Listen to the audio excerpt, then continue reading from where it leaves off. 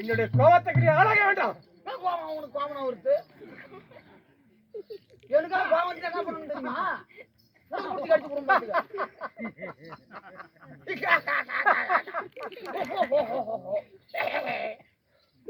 என்னடா என்னுடைய உருவத்தை பார்த்து என்னுடைய சிறிய பார்த்து என்ன நைப்பு என்ன பழிச்சு காமிக்கிறேன்.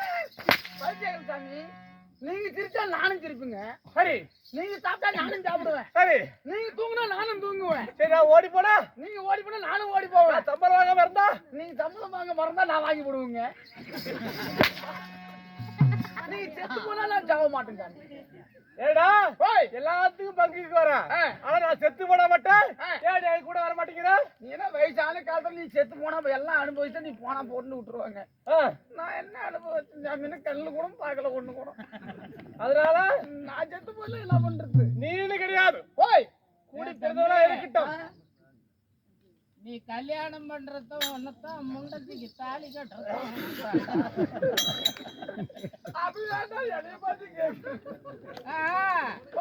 உனக்கு ஒண்ணு அங்க கல்யாணம் பண்ணி வச்சு பொழப்பு எடுக்காது. இங்கேயே வரவும் போறவும் பூரா அடிச்சு அடிச்சு நரம்பு தளர்ச்சி பண்ணிடுறான். அப்புறம் அங்க போய் என்ன வேலை செய்யும்? நீ சொல்றதுதான் உண்மை. இப்படித்தான் போவோம். டாட்டா காட்டிக்கிட்டு நீ மட்டும் கிடையாது. வேற யாராக இருந்தாலும் சரி ஒருவர் இறந்து போனா அவர் கூட யாரும் போவது கிடையாது. இருக்கிற மட்டும்தான் சொந்த பந்தம் எல்லாம். சரிங்க. ஆமா சரி ஒரு 3 ரூபா பிளேட் இல்ல உங்ககிட்ட? எதுக்கு? ஏண்டா நாங்களும் அப்படி சேவ் பண்ணிட்டு அப்படி நல்ல சுத்தமா இருக்கிறோம். 3 ரூபா பிளேட் வாங்கி சுரைக்க தெரியாது உனக்கு? ஒரு ஆசார பார்த்து என்ன கேள்வி?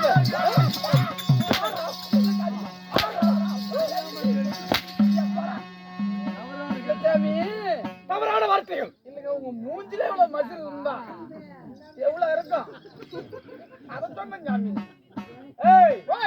நான் யாரு? தாடி வச்சவன் பூரா ஆச்சான்னா அப்ப நாமளும் முடி வச்சுக்கிட்டா நாம ஒரு ஆச்சா. ரோட்ல போய் ஒரு சத்திரத்திலேயே சாவடியில உட்காந்துக்கிட்டா நாமளும் சாமி. நாமளும் சாமி.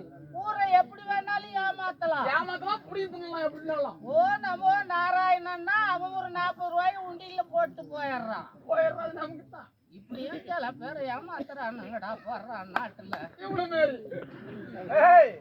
தாடி வச்சதெல்லாம் ஆசாரி கிடையாது. அதுக்குன்னு சில தகுதி வேண்டும். அப்படியா? ஆமா அது உண்மை. அதுக்குன்னு சில தகுதிகள் வேண்டும். அப்படியா? முறைப்படி குருகுலம் பயின்றிருக்க வேண்டும். அப்படியா? வேதங்கள் ஓத வேண்டும். அந்தரங்களை மதிக்க வேண்டும். அப்படியா? தேவாலயர்கள் மதிக்கணும். அப்படிப்பட்ட மட்டுமே ஆசாராக்க முடியும். எல்லாம் அவன் சின்ன பிடிச்சி உங்களா கேளப்புண்ட இல்ல.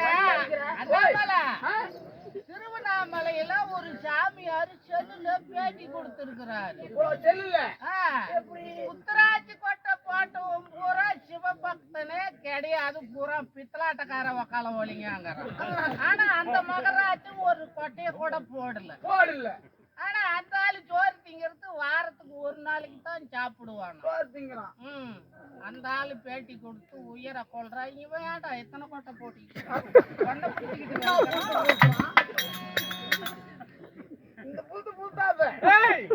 மீன் வார்த்தைகள் வேண்டாம் வேண்டாம் வேண்டாம்.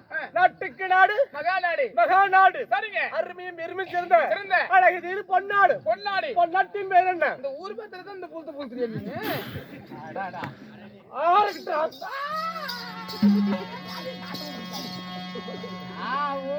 இதுவே தூக்குறாங்களா? ஆச்சானோ அதத்தான் எடுக்கிறாங்க. பொன்னாட்டின் பேர் என்ன? கிருணூர் அருகாமையில் இருக்கக்கூடிய பாலமரத்திட்டு. கீழனூருக்கு அருகாமையில் இருக்கக்கூடிய பாலமரத்து திட்டு அப்படின்னு சொன்னால் நமக்கெல்லாம் ஒரு தாய் திருநாடு. ஆமாங்க. நம்ம சோர்ன்றது கூட தாய் திருநாடு தாங்க. ஆண்களா பிறந்த அப்பா மார்களும் பெண்களா பிறந்த அரும்பெரும் தாய்மார்களும் பள்ளிக்கு செல்லும் மாணவ மாணவிகளும் கலை கெட்ட கதை ஆசிரியர்களும் கடலை போல உள்ளார் இருக்காங்க. ஆமா அது மட்டுமல்ல. அதாவது நம்மளுடைய நாடகம் எல்லாம் உலகமெங்கும் பரப்பக்கூடிய யாரு? YouTube channel. கிராமிய தெருக்கூத்து சேனல். கிராமிய தெருக்கூத்து சேனல். அதாவது சேலம் அருகாமையில் உள்ள கருப்பூர் வெள்ளாளப்பட்டி சேர்ந்த பச்சை தங்கம் செல்வண்ண அவர் இரவு முறையாக நம்முடைய நாடகங்கள்லாம் பிடித்து உலகமெங்கும் பரப்பக்கூடிய கையிலே பிடித்து உலகமெங்கும் ஒளிபரப்புகிறார். ஆமா ஆமாங்க. அவரும் சபையில உள்ளார். ஆமா. கரும்புந்தனை சேர்ந்த இளையராமர் இளநண்ட நாடக குழுவின் சார்பாக கோடான கோடி வணக்கத்தை வேணும். அப்படியே ஆகட்டும்.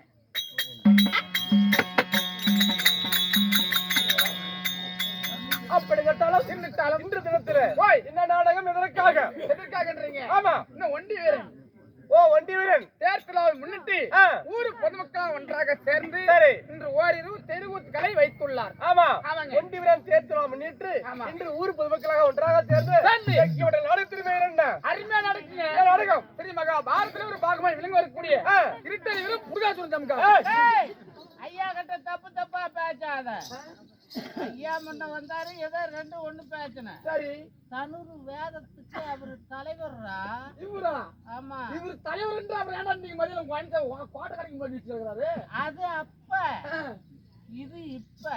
எனக்கு வார்த்தைகள் தேவையில்லை. சரிங்க. ஆமா, நாடகம் மகாபாரதத்துல ஒரு பாகமாய் விளங்கி வரக்கூடிய 13ஆம் நாள் சண்டை அபிமன்யு கொன்ற மாலை. அபிமன்யு கொன்ற மாலை. சரிங்க. என்று சொல்ல நாடகத்திலே நான் வந்தேன். நான் யார்? எனது நாமதங்கள் என்ன? தெரியும் என்ன? ஆகட்டங்க என்ன?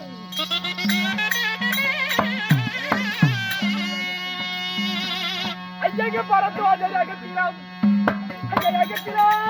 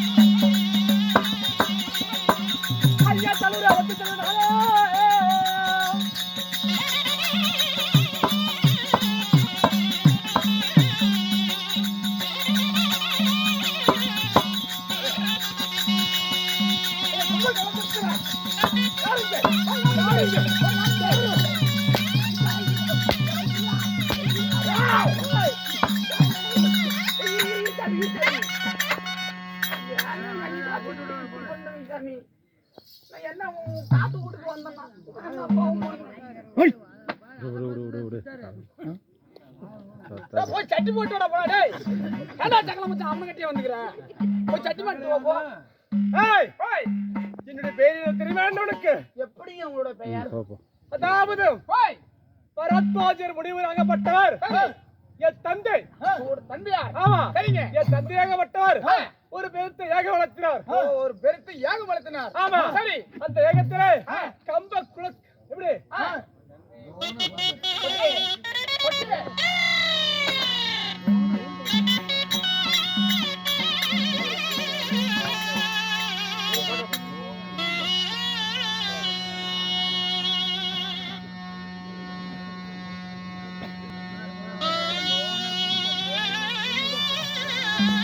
ஒரு ஓமகுண்டம் வளர்த்தினார்.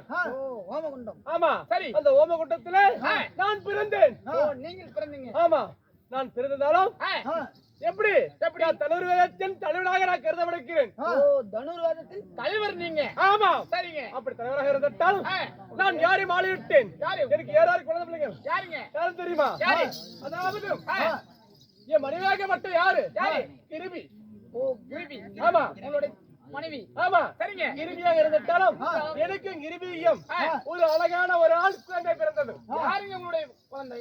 அதாவது அஸ்வத்தாமன். ஓ அஸ்வத்ராமன். ஆமா சரிங்க. எனக்கென்று ஒரு பையன் பிறந்தான். பையன். ஆமா சரிங்க. சின்னஞ்சிறுவனாக இருக்கும்போது அதாவது என் மனைவியாகப்பட்ட கிருபிக்கு பால் கிடையாது. ஓ பால் இல்ல. ஆமா சரிங்க. பால் இல்லாத காரணத்தினால் என் மகனாகப்பட்டவன் தினந்தோறும் வாடி வணங்கினான்.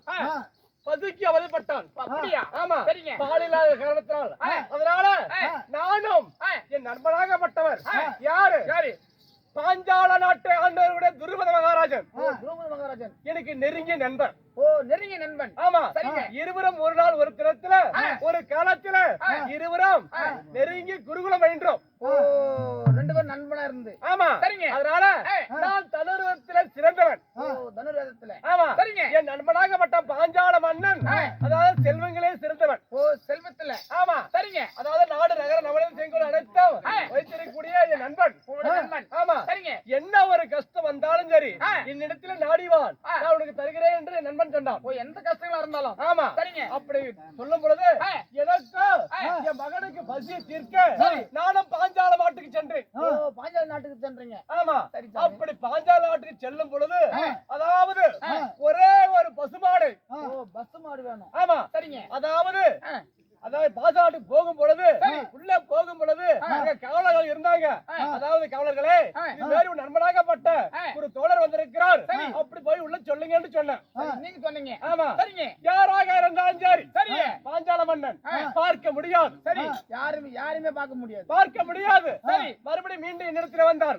யாரு காவல் புரிந்தவர். சரிங்க. ஆமா இது மாதிரி ஒரு கூட குருகுலம் கன்ற கட்டவர் பாஞ்சால மன்னர் கிட்ட ஒரு தோழர் வந்திருக்காரு போய் சொல்லு அப்படின்னு சொன்னேன். சரிங்க. ஆமா அப்படி எனக்கு சின்னஞ்சிறு வயதுல யாரு எனக்கு தெரியாது. ஓ யாருமே தெரியாது.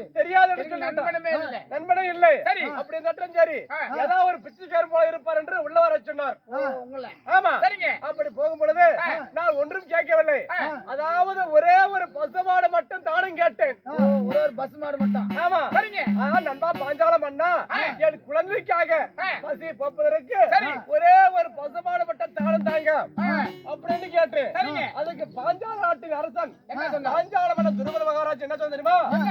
பிச்சையாக எவ்வளவு பெற்றுக்கொள். பிச்சையாக வாங்கிக்கொள். ஆமா நீ பிச்சையாக எத்தனை மாடுகளை எல்லாம் பெற்றுக்கொள். ஆனா தானம் தர மாட்டேன். ஓ தானம் தர மாட்டேன். ஆனா பிச்சை வேணா கொடுப்பேன். ஆமா சரி. அதனால எனக்கோ கோபம் வந்து விட்டது. ஆமா சரிங்க. என்ன கோபம் தெரியுமா? எப்படியா இருந்தாலும் சரி கட்ட கல்வி நூலம் உன்னுடைய நாட புடுங்குவேன். நாட புடுங்குவேன். ஆமா சரி உன் தலையாக விட்டது என் காலுக்கு விலை என்று ஒரு சபை வச்சாது. ஓ அதுல நீங்க சபதம் எடுத்தீங்க. ஆமா சரிங்க. அப்படி சபதம் வச்ச பிறகு அதாவது உலக 56 தேசத்தை தேடி பார்த்தேன். ஆமா அப்படி தேடி பார்க்கும் பொழுது அஸ்தாவரம் போறேன். அஸ்தாவரத்துக்கு. ஆமா சரிங்க. அஸ்தாவரத்துக்கு போய் அதாவது 105 பாலர்களுக்கு நான் குருவாக விளங்கினேன். 105 பாலர் இருக்கு. ஆமா சரிங்க. யார் பாண்டவர்களுக்கு சென்றுட்டா யாரு பாண்டவராஜ் வந்து 5 பேர். 5 பேர். ஆமா சாமி. கவரர்களோ 100 பேர். 100 பேர். ஆமா மொத்தம் 105 பேர். அவங்க எல்லாம் ஒரு குலகுருவா விளங்கினேன். ஓ நீங்க குருவாக விளங்கினீங்க. ஆமா சரி சாமி. அதனால ஒரு நாள் ஒரு தினத்துல அஸ்தாபரத்துல பாடகளை கற்பித்து அதன் மூலமாக வரதட்சணை பெற்றேன். ஆமா சரிங்க. என்ன வரதட்சணை தெரியுமா? பாஞ்சால மன்னனோட தலை என்னுடைய காலில் விழ வேண்டும். ஆமா அப்படி என்று நான் சபதம் வச்சலவா நிறைவேற்றி காட்டி விட்டேன். அப்படியா? ஆமா அப்படி இருந்தாலும் சரி இன்று தினத்திலே நாங்கள் வந்த காரணம் துரியோதன மாமன்னர் நடத்திருக்கிறார். அப்படியா? ஆமா போய் பார்க்கலாமா? ஆகட்டும்.